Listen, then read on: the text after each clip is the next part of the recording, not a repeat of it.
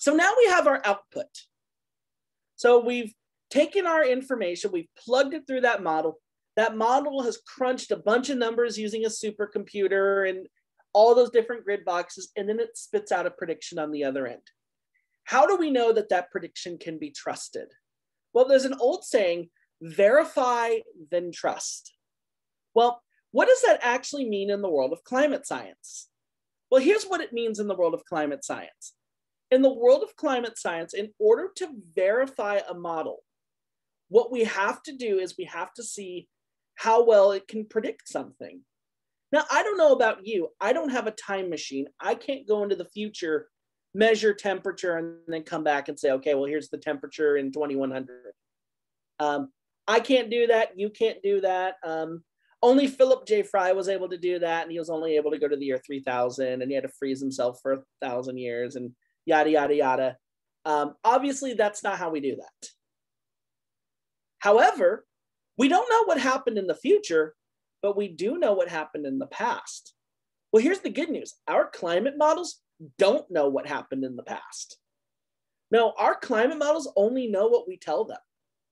So we can't necessarily verify climate models by seeing how well they predict the future, but we can see how well they verify what has already happened.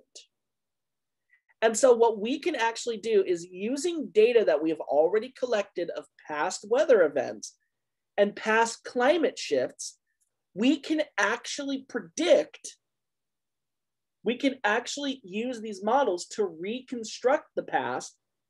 And then if they can reconstruct it reasonably well, then we can trust them. Then we can trust them.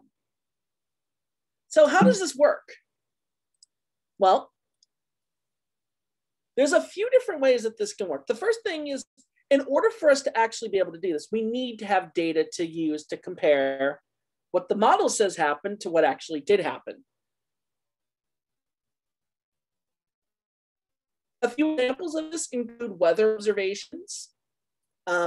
So monitoring weather conditions all around the world and collecting that data, as well as collecting data such as carbon dioxide concentrations, radiation, incoming radiation and outgoing radiation, the presence of clouds, how heavy the rain was, how much did it snow, what the albedo was, all of these different components. We can actually use them to verify our climate model. We can use them to verify our climate model, because what we're going to do is we're going to have our climate model make those predictions. We're going to have our climate model predict what the temperature was for 2004. And then we compare the climate model's prediction to what actually happened in 2004. So we don't tell it what happened in 2004. We make it predict what happened in 2004.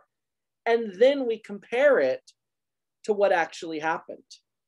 And if it does a good job of making that prediction, then guess what?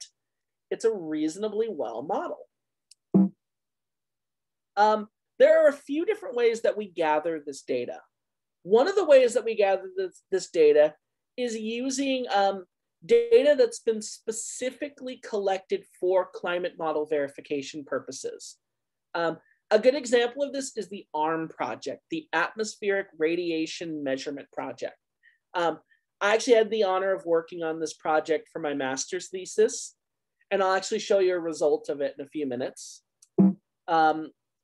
So this system, this project, the Atmospheric Radiation Measurement Project, what it actually does is it actually deploys weather stations, radiation measurement stations, all around the world, representing a vast array of different climates, including climates such as maritime climates out in the middle of the ocean, to polar climates up near the very, very top of Alaska, to Arctic climates such as central Greenland, to equatorial climates down in Fiji, to climates such as Mediterranean climates in California or in the Mediterranean, or all of these various different climates, highland climates such as in the Himalayas, all of these different climates. And we collect data in all of these different climates. And then what we do is then after collecting that data, we then pack up the station and move it somewhere else. Well, the place that I worked on, or the location that I worked on, was a research center in Oklahoma, in Lamont, Oklahoma, in the Southern Great Plains. I've never had the honor of actually going there. I would love to do that. It's kind of a bucket list item of mine since I worked on it for my thesis. But on this site, there is an array of weather instruments and an array of radiation instruments, land monitoring instruments, soil moisture, all of the different components of a climate model that you would want to measure are all being measured at this site. Right here, there's a weather station. This little guy right here, this weird siren looking thing, this is actually a temperature sensor. This little black thing right here, this is actually an incoming solar radiation and insolation monitor. It actually measures how much sunlight is hitting the area. Up here, attached to this pole, there's an anemometer measuring wind direction and wind speed.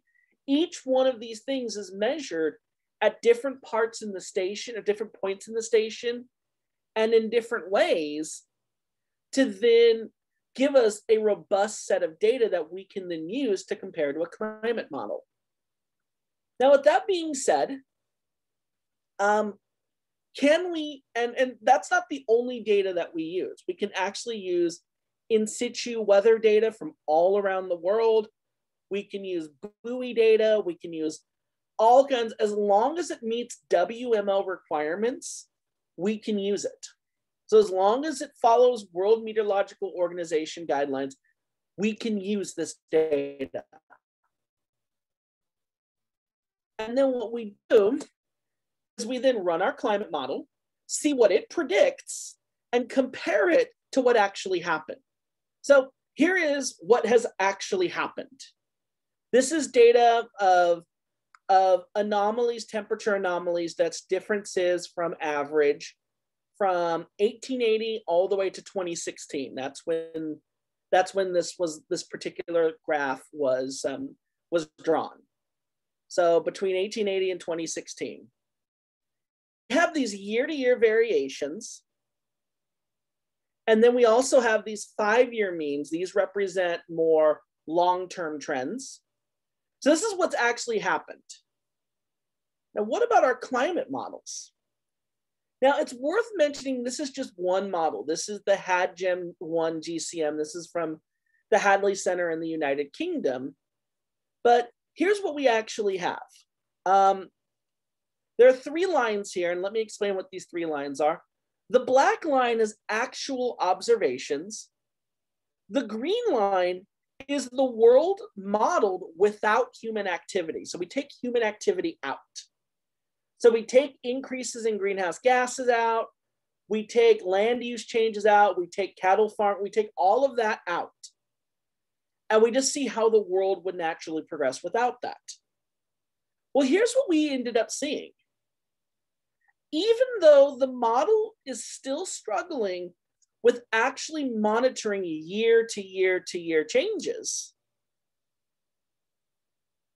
actual year to year to year changes, the overall trend is actually reasonably predicted. Meaning that even though the model isn't perfect in measuring how things change from one year to the next, the larger term trend has actually been modeled reasonably well. It's actually been modeled reasonably well. So models can reasonably predict temperature variations over the last 150 years. And the reality is that we keep improving them. They're getting better and better and better. Why? Because we go back and we look at the output of our model, we compare it to observations, and then we say things like, It missed this spike right here. Why did it miss that spike? What happened in that year that our climate model didn't catch? We then go back and we find out what it missed and why it missed it, and we fix it. So the fact of the matter is that these models are getting better and better and better. The other thing that this actually shows is that when we take humans out, what we actually have left is a relatively stable climate. But with human activity thrown in, that is when we've seen the big increase.